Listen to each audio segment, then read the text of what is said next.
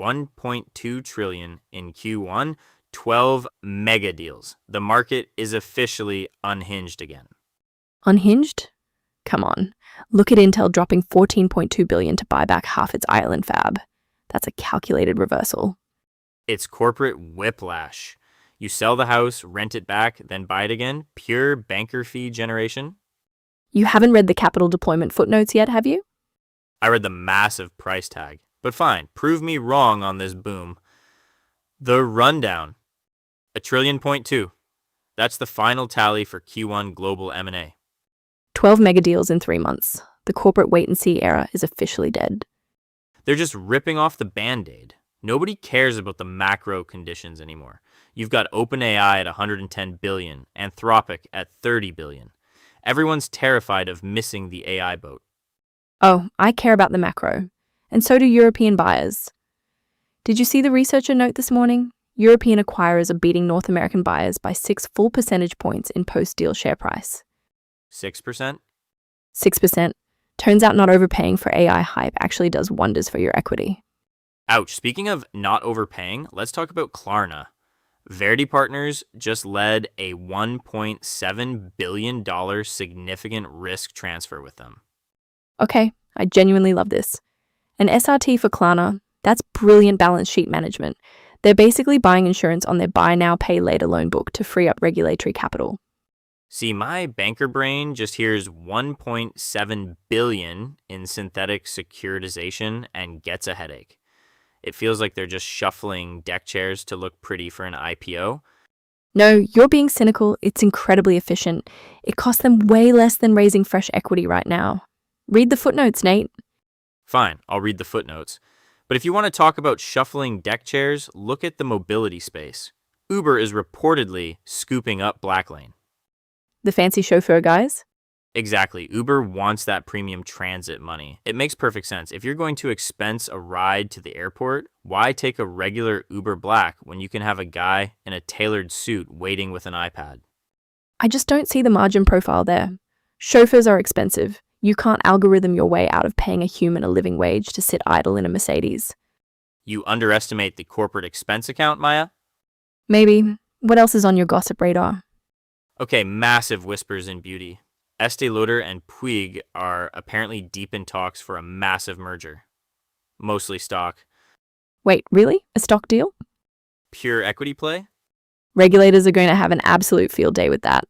The fragrance market concentration alone is wild. Oh, the FTC is already drafting the injunction. I guarantee it. We need to watch the tape on that tomorrow. Speaking of watching the tape, we need to talk about the real elephant in the room today. $14.2 billion for a fab in Ireland. Intel is buying back its own house on the big one. $1.2 trillion in a single quarter. I feel like I need to say that again just to make it real. 1.2 trillion. And 12 mega deals. 12. We were literally just complaining in December that nobody wanted to sign anything until the Fed did something dramatic. Deal makers got tired of sitting on their hands. You can only update a pitch deck so many times before you lose your mind. I know, I used to do it. The wait and see era is officially over. But look at what's actually driving that trillion-dollar figure. The headliner here is Intel. $14.2 billion to buy back a 49% stake in their Ireland fab joint venture. It's a massive flex. Intel is putting its money where its mouth is. They want full control over their manufacturing destiny. A flex? Nate, they're spending $14 billion to buy back something they already owned. They spun off that stake to raise cash, and now they're buying it back. How is that a flex?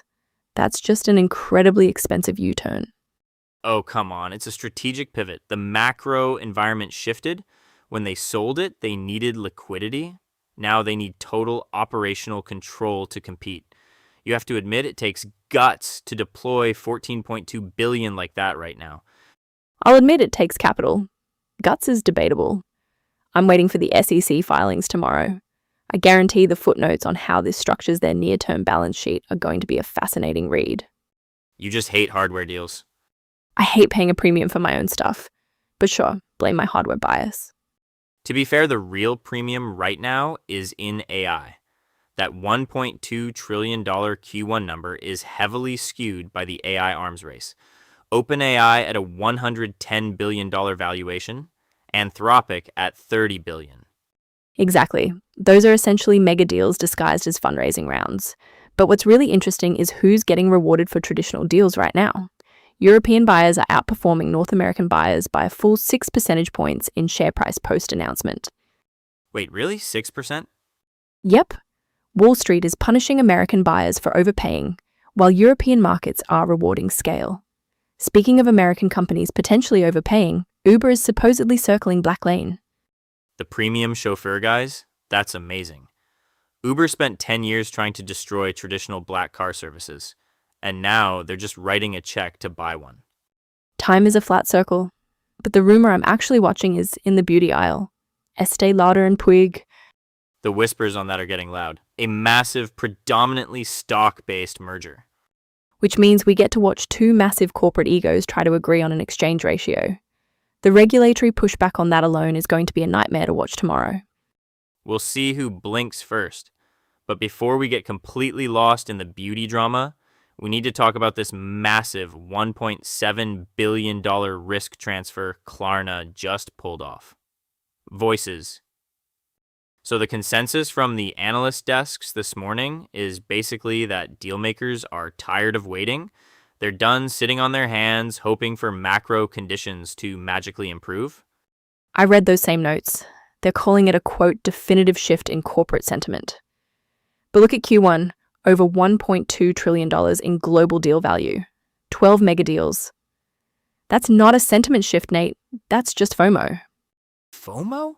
Oh, come on, it's highly strategic.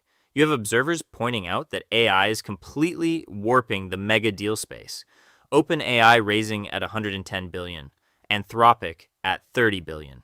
If you don't deploy capital now, you get crushed. But those are just massive equity rounds masquerading as M&A. I'm actually much more interested in what the financial researchers are saying about geography. Did you see the stat on European buyers? Remind me. European buyers are currently outperforming North American buyers by 6 percentage points in share price post-announcement. 6%. Wait, really? The market is actually rewarding European acquirers. Usually a European board buys something and the stock immediately tanks because investors assume it's a vanity project. That's wild. Maybe they're actually reading the target's balance sheets over there, unlike the tech bros. Spoken like a true cynic. But look at Intel. They're dropping $14.2 billion to buy back a 49% stake in their Ireland fab joint venture. That is an enormous flex of capital right now. I'm reserving judgment on Intel until I see the actual SEC filings tomorrow. I want to know exactly how that structure impacts their near-term debt before I call it a flex. Fair enough, we'll track those filings tomorrow. But if you want to talk about questionable corporate structures, we need to talk about the beauty counter. Are Estee Lauder and Puig actually going to try a massive stock merger? Spill the tea. I'm just saying, Uber buying Black Lane is the ultimate white flag. They're basically admitting Uber Black has become a complete gamble. You pay $80 and you might get a pristine Escalade, or you might get a guy in a Camry who refuses to turn down his podcast. Oh, come on. That's not a white flag. It's a pure corporate card play.